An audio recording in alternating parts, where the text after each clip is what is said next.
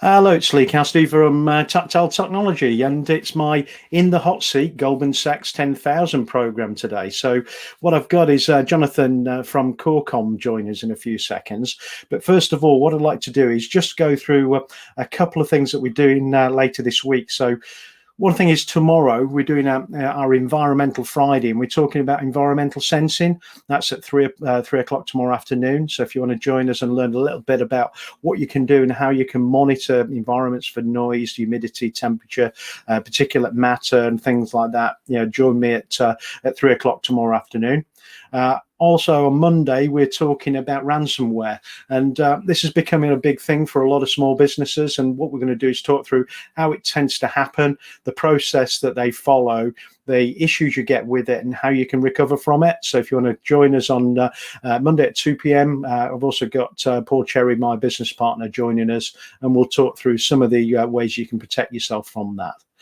Also on Tuesday, we've got Brandon Bright from Chronosphere joining us, and this is more of a enterprise type environment discussion, and we're talking about Brandon's history, work history, but also some key things about Chronosphere. And for a lot of you, you won't know what Chronosphere is, but it's taking a large-scale approach to observability for cloud-native applications. So, very interesting little subject to discuss if you want to join me then.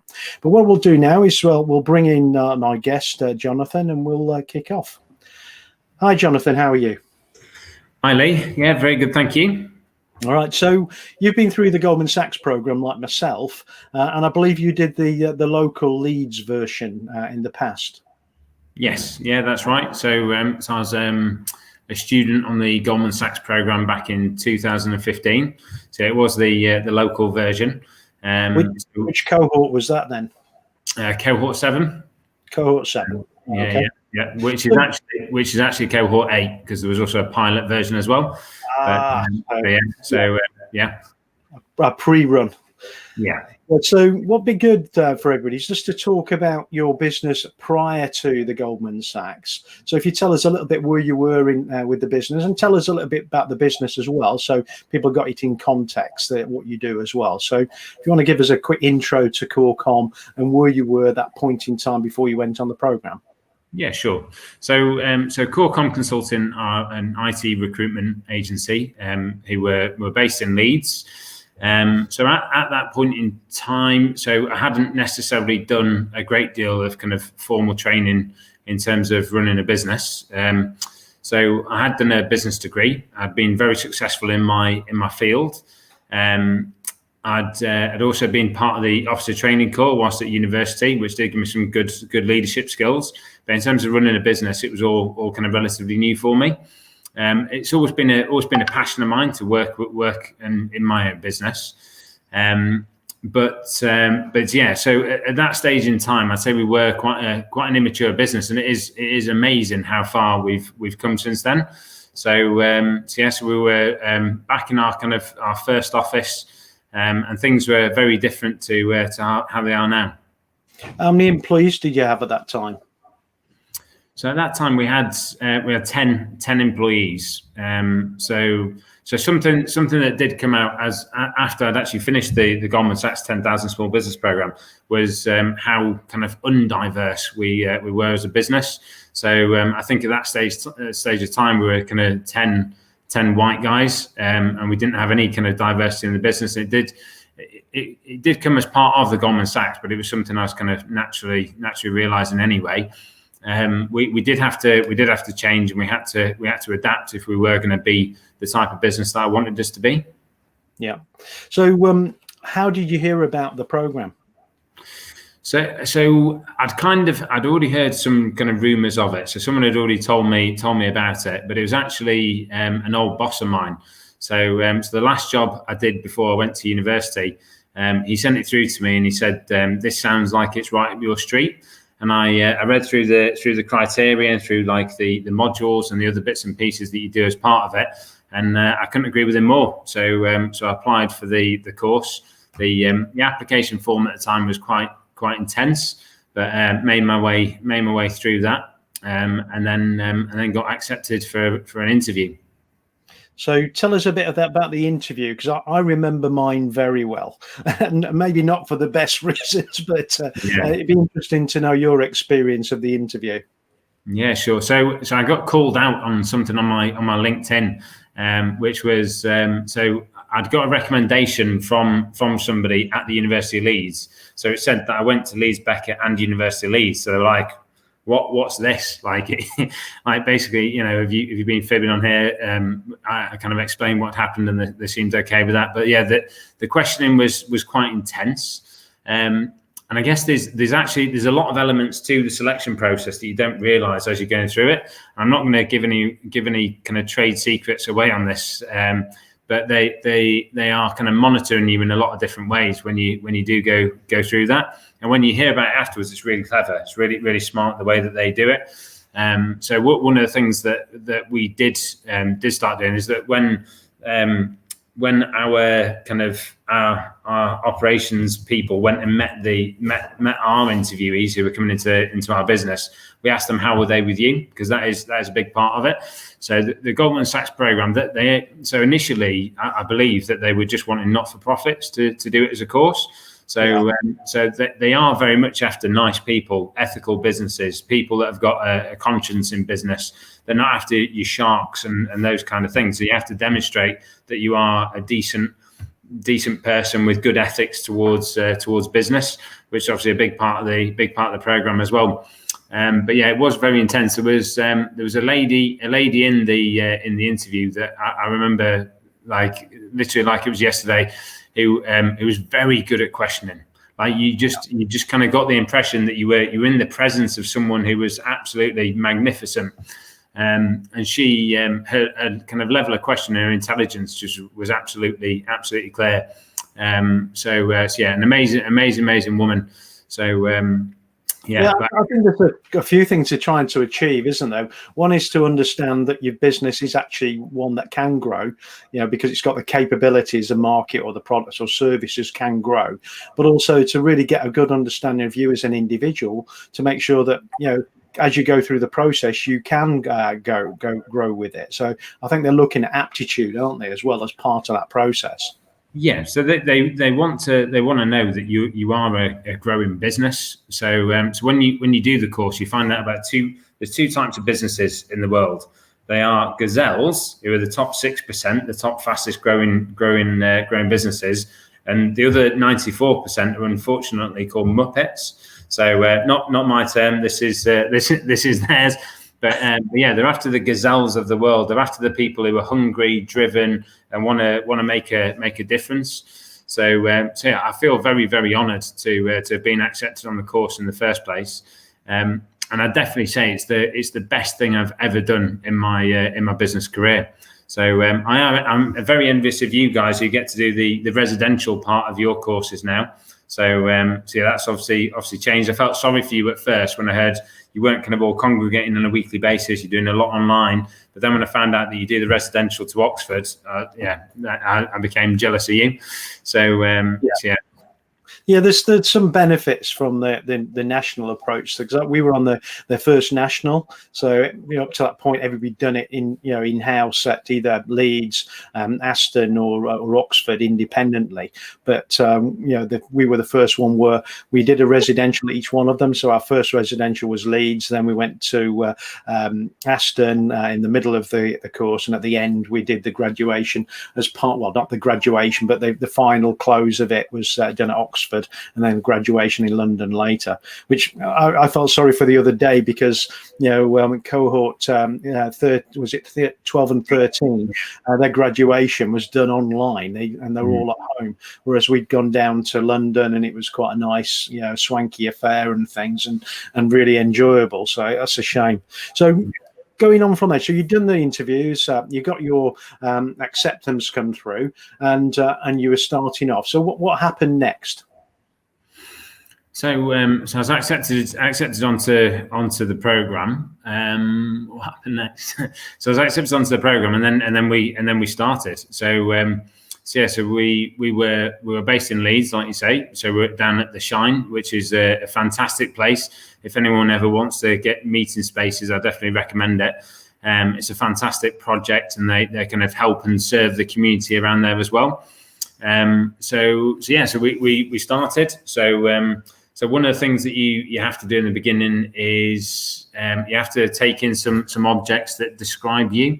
So there was quite amazingly on my course as well. So I was one of 5 black belts out of 30 people in the room. So there was quite a few people who'd done martial arts in there. So it's probably the toughest cohort that's ever existed.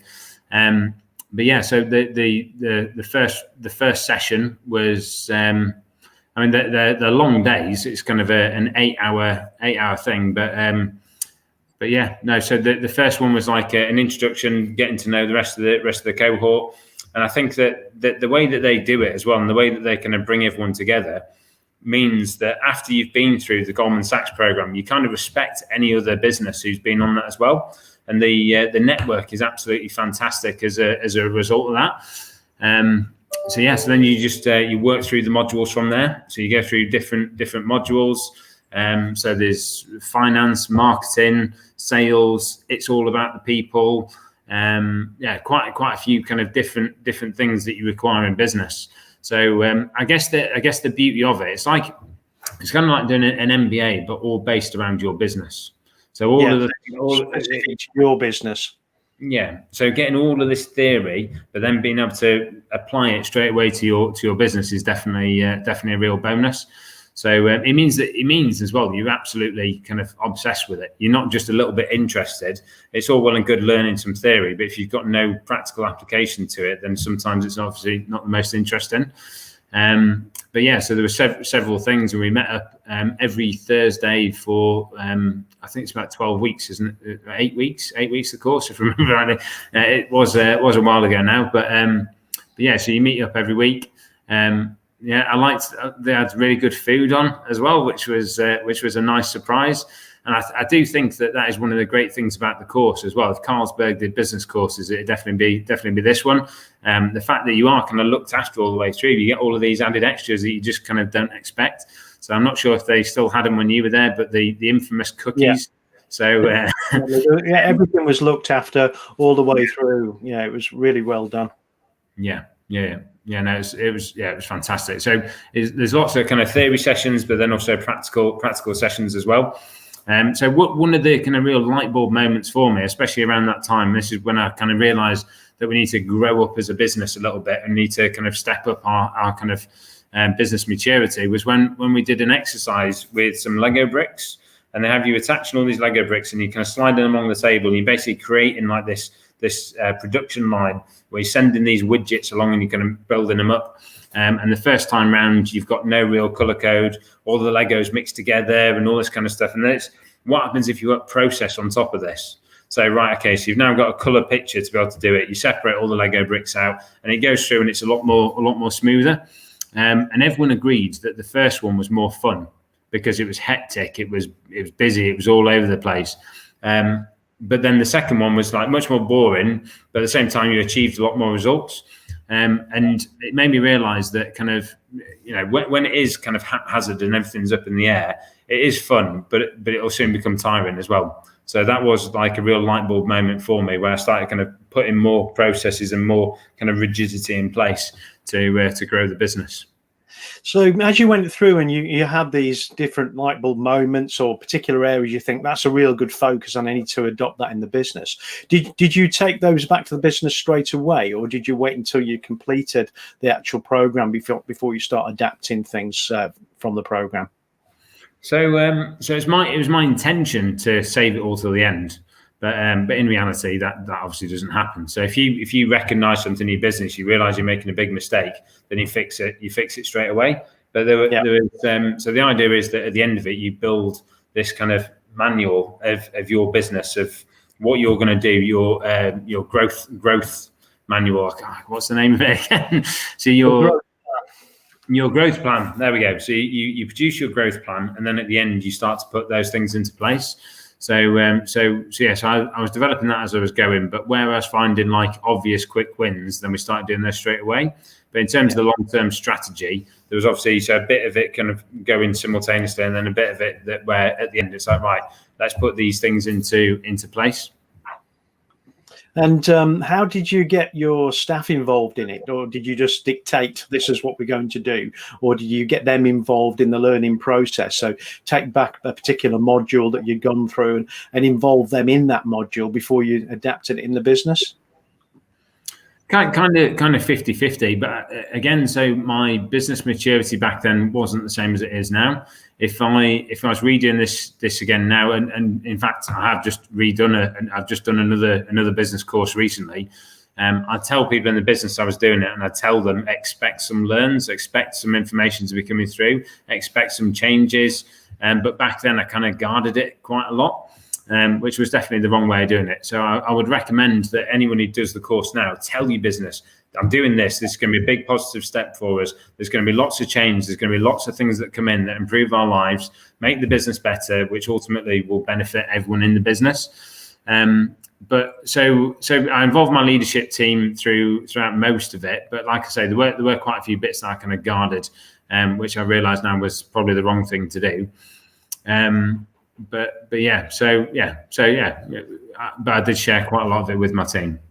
I think one of the things you learn when you do look at leadership is vision is one of the key things, and for everybody to understand the vision. And I think that's when you're early in the business, you don't really lead people by vision. You lead people by pushing them in the direction you want them to go, and it's much easier to actually get them to understand why you're going there and for them to want to be there and actually go with you. And I think that's one of the things you learn through the program as well. And I always remember someone talking about is everybody on the bus and are they all facing the right way, and the idea was, are we all looking at doing the journey together, and do we understand what that journey looks like from a vision, and are we all actually on there and working together to make it happen? And I think that's something you learn quite quickly, isn't it? Yeah, definitely. So vision, values are two of my biggest things now. So it's something that we review kind of twice yearly, but we train people on it all the way through the year as well. So so we'll have regular sessions where we say, right, okay, so what are our core values, guys? We'll kind of like make sure that everyone knows what they are. What is our vision? But we'll also have so we have a Friday morning training session once a week. So every week we have a training on something, and quite often I'll just grab one of the values and just say, right, this is something we're going to focus on this week, guys. So what does this mean? So be professional. What does that mean to you guys? What does that mean to us as a business? What does that mean in terms of how we work and how we operate? But I think that the vision side of things as well, once you realise it, it's the most obvious thing in the world. It's like, well, I can either go around kind of pushing everyone up this hill, or I can say, guys, we're going to the top of this hill here. This is where we're going. This is what we're doing. And this is how we're going to do it. And everyone's like, right, okay, let's go. And they're the ones then kind of, racing ahead of you up the hill. So, with your officer training, I'm sure you remember SMEAC, or the situation, mission, execution, ask questions and check understanding. So I'm ex-military, so that's one thing that I've always done, and I actually do sessions with customers sometimes using that methodology. So this is a situation, our mission is to do this is how we're going to execute it, ask questions and check understanding. I go through that process, and in leadership you're doing the same thing. That vision is, this is how we're going to achieve it, that's the mechanism we're going to follow. So it's really using those same military concepts, but using them in a slightly different connotation, isn't it? Yeah. I mean, so people have a not that I really know anything about the military. I was obviously, it was a thing I did whilst I was at university, but people always assume that the military is about shouting and all this kind of stuff, and in reality, it couldn't be further from the truth.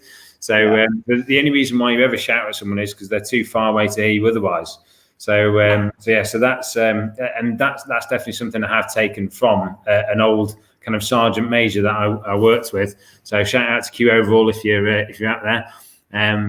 So that was very much his style, and very much something that I believe in as well. That it's a lot easier to be a leader than it is to be a manager.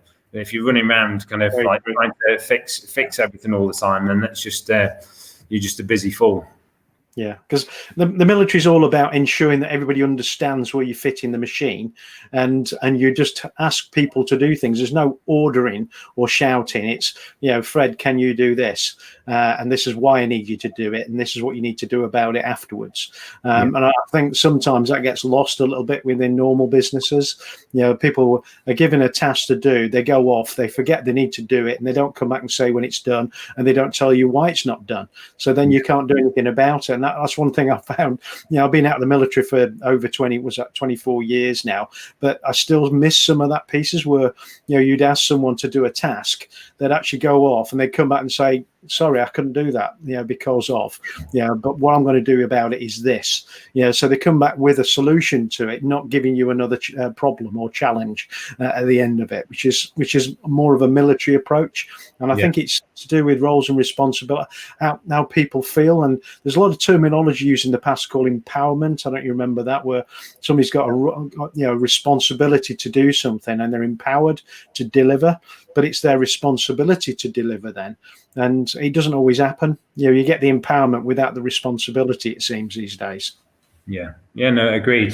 So a phrase I like from Red Bull Racing is "tell me once."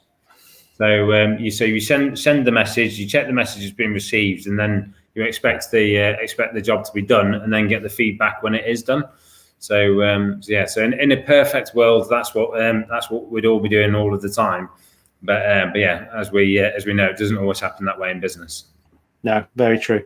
So you're going through these different modules. Any particular ones jump out at you being, critical for you to implement more than not? I remember, going through mine, there were certain areas I thought were really interesting that we needed to do something about, and that seemed to be the same for the rest of the group, but it was different areas depending on their experience. So anything that really stood out for you that's important? I mean, so finance. So the term kind of the language of business is finance. Was quite a kind of a big thing that kind of hit me.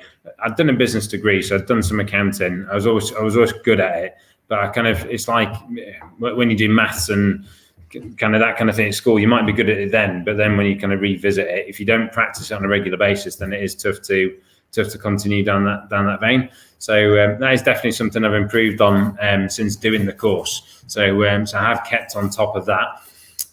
So I was surprised at how much I got from the "It's About the People" section. So obviously being in the kind of the people sector, I'd expected that I'd know everything. I definitely added a lot to the conversation, but there was also a lot that I took from that as well.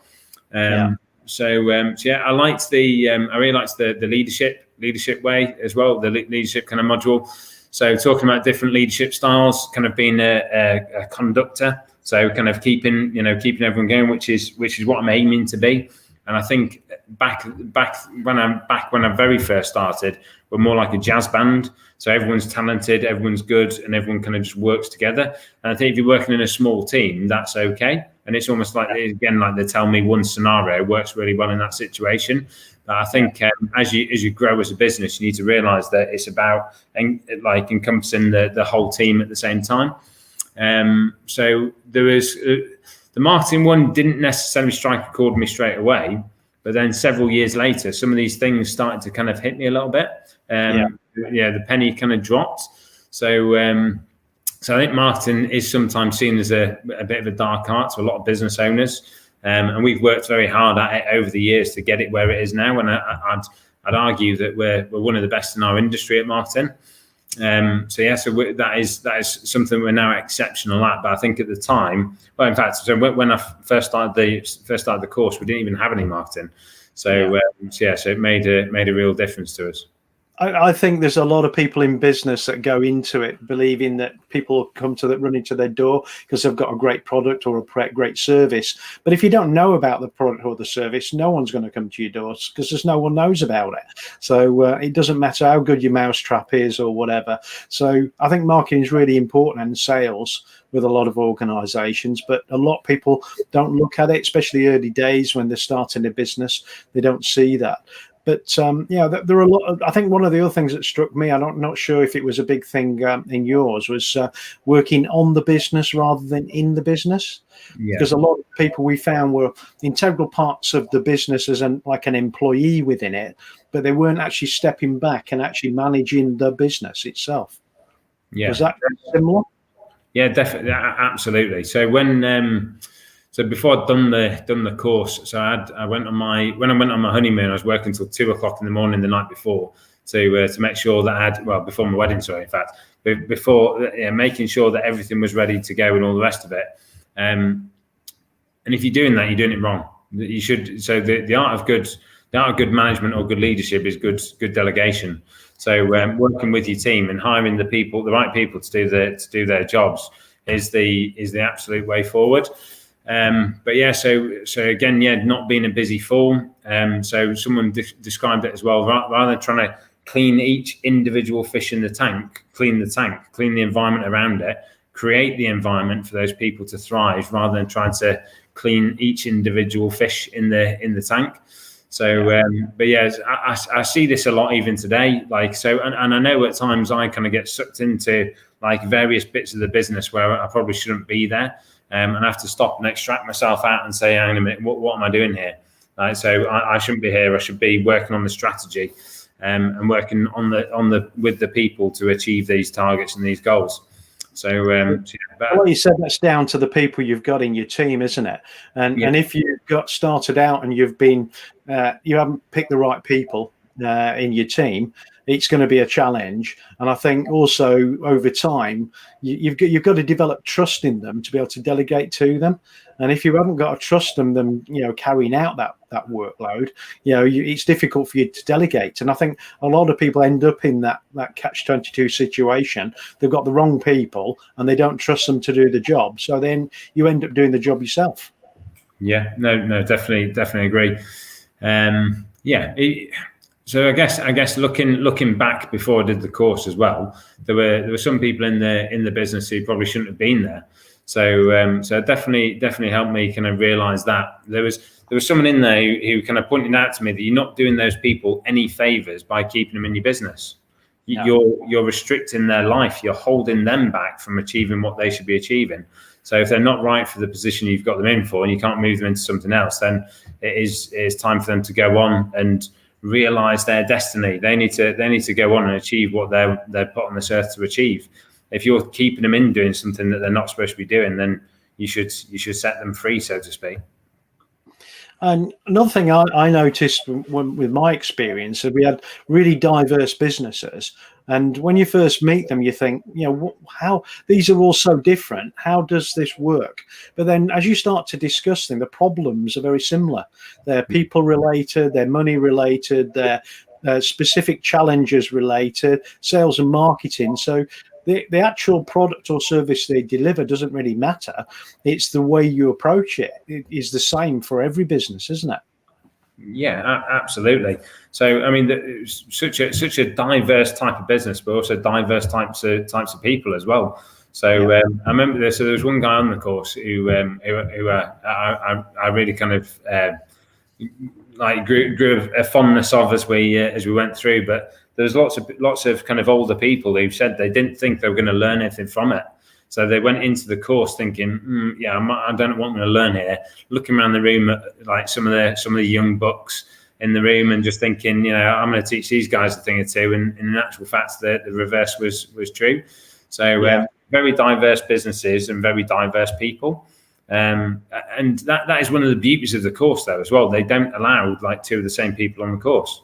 So everyone is a different business, and therefore everyone brings different skills. So as I've already said, people was definitely one of my fortes that I brought. Sales was another important part that I brought to it. So by having lots of different businesses, I mean, there was some kind of marketing specialists in the room. There was all kinds of people there. And thankfully, lots of people who did kind of food and drink as well, which obviously very nice as well. So definitely helps that, doesn't it? Yeah.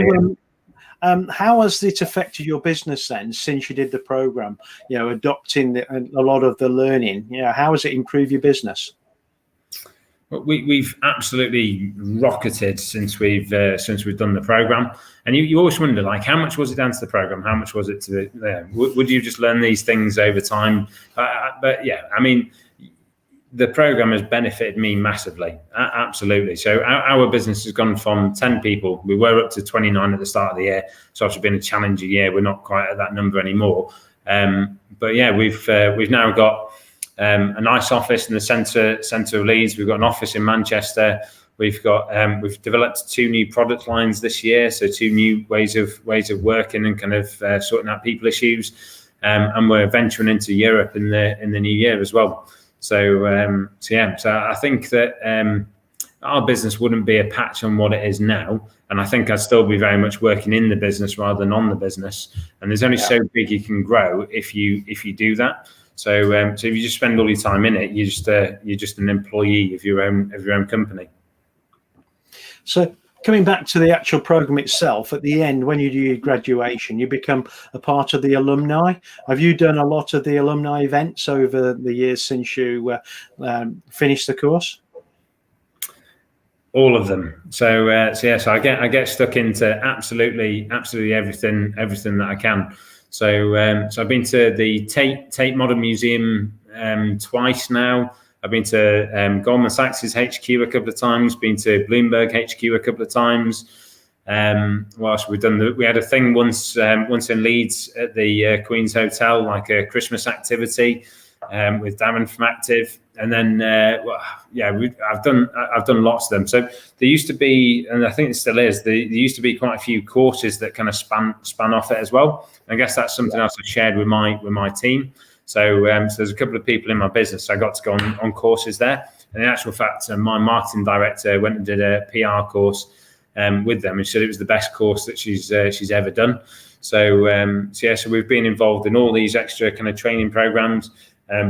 We did the reimagining business in the mid-year. So I was on the graduation for cohort 12 and 13 the other week. Got the privilege of listening to a real life astronaut, so someone who's actually been into space, which I know you were a big fan of as well, Lee. There's it's the gift that keeps on giving. It really is, and the more you put into it, the more you get out of it as well. Yeah, because one thing I bumped into a couple of people there, and one of them is actually a customer now, Paul. He introduced me to a program that was happening at Aston University around servitization. So we've been doing that for the last 3 years now, learning about how we can actually take what we would sell products and break fix service into more of an advanced service. So, you get these relationships built, and you learn more about what you can achieve with it as you go forward. So, what about the business now? What's the future for Corecom and you as a business owner and manager? Well, so I mean the future's looking good. So if you told me at the start of March that I was going to be where I am right now, then I'd rip your arm off at the opportunity to be here right now. So I think we've survived very well this year, and I do think that some of those skills have been brought from the Goldman Sachs course. We got a grip of the finance straight away and said, right, where are we? If this goes bad, where are we? If it goes really bad, where are we? If it goes terribly bad, where are we? So we had all of our kind of plans in place, and we've also managed to pivot with some of the things that we're doing. So, like I say, we've got new offerings, we've got new ways of working. We're venturing into Europe. There's next year is looking fantastic. Fingers crossed, obviously. We don't know what the future might bring, but we can be prepared for it. That's the key thing. Yeah, definitely. I definitely. So one of my proudest moments in business was this year when kind of mid-March we're having very difficult conversations with our team. And so people in the room were upset, and they were more upset than I was. And it wasn't because of how it was affecting them. It's because they knew it was affecting me. So, and I think that staying true to your values, knowing what your values are and sticking true to your values all the way through these situations will put you in good stead. And I definitely think that has for this year. So my team have just been the absolute best. They really have. And I know a lot of people say that, and a lot of people think that, but that is definitely true for us. Okay, and then just as a final thing, how would you recommend the program to others? Because I know they're recruiting for the next next kickoff in January. So what would you say? How would you encourage people to get involved? So, the two best things I've done in my life have been the officer training corps at university, going parachuting, skiing, like all those things, and getting paid to do it was amazing, life changing. But the best thing I've ever done is the Goldman Sachs course, without a shadow of a doubt. So, it's changed my life. It's changed the life of all the people who were part of the business and part of the journey. Obviously, my family personally benefit from all of this as well. I would just say, go for it. Don't hang around. Don't wait for this, because when I started the course, I didn't have any time. So the thought of taking off from 1 o'clock till 6, 7 o'clock every Thursday filled me with dread. At 8 o'clock, sorry, filled me with dread. I thought, I can't possibly do that. I can't take that much time away from my business. If I leave the office, what will everyone do whilst I'm out of it? And all these kind of things. And obviously, that's just knowing now. That's just not the right way to think about business. If you've got a business like that, you shouldn't be in it. So I would recommend that people just get involved. If you don't get in first time, keep on going until you do get in, because it is one of the best courses you could possibly do. And if you look at the kind of backing that you're getting as well, so Leeds University Business School, Aston Business School, Manchester, I think it's Manchester Met, isn't it? And then Oxford University. Like, you've got some of the best minds in the country helping you on this journey as well. Not to mention, you're surrounded by like-minded people, and we've already said that they're gazelles, they're people with ethics, they're people who want to help each other. Why wouldn't you do a course like that? Yeah, very true, very true. So so from my perspective, anybody who wants to get involved with it, contact me. I can point people in the right direction. I'm sure, Jonathan, you'll do the same. So anybody that that would be interested in seeing this and would like to get involved in the program, it doesn't cost you anything. It's just your time, but it's really worthwhile doing. If anybody does want to learn about it, contact me or contact Jonathan, or alternatively, you can actually contact the universities directly and just ask about the Goldman Sachs 10,000 small business program, and then they'll be happy to introduce you to the faculty that are working on that piece of it. So really good. Just a couple of things just to remind people that we've got some more events going on tomorrow and Monday and Tuesday, so make sure you pop in for that. The next one of this is going to be in I think it's the first week back, so I think it's the 7th of January is the Thursday, so it's the first after the first week we're back. I've got another one, and that'll be really interesting, and it's focused around manufacturing. So it's someone else has been through the actual Goldman Sachs program, but it's focused around manufacturing. You run a manufacturing product business, so join us for that as well. But thank you again, Jonathan, for joining us. And say it's been great to hear your how it's affected you, what you've learned from it, and the benefit your organisation has done. And I'm very pleased that your business in a very difficult time is doing well, because it is challenging at the moment, the times that we're living in at the moment, and not every business is going to survive this, especially businesses in the hospitality industry. A lot of them are really struggling at the moment. So having those skills behind you to be able to focus on what the right thing to do in the business, and like you said, understanding the metrics of your business, so you understand the financial metrics and what you need to do to actually keep above water and moving forward, or even pivot your business to do something differently, I think is quite a key one. I don't remember, there was an event a few weeks ago where there was a company that creates gin. I think they're called Brighton Gin, and they've actually changed over to actually generating some of the hand sanitizer products and things because it's the same manufacturing process, similar process. So they've pivoted during that period of time to be able to create things like that, and I think a lot of other businesses have done the same thing, either pivot for the period of time that they've been impacted, or they've actually changed completely into doing something new. But again, thank you very much, Jonathan, and I look forward to speaking again soon. Welcome. Yeah, thank you very much for having me, Lee. Thanks a lot. So, like I say, we've got a couple of things coming up. So, if you want to join us tomorrow to learn a little bit more about environmental sensing, Monday to talk a little bit more about ransomware attacks and how it affects your business. Tuesday, we've got Brandon Bright from Chronosphere talking about what you can do within a cloud native environment around large scale monitoring and observability for cloud services. So join me for that. But thank you very much for joining us today, and hopefully see you again soon.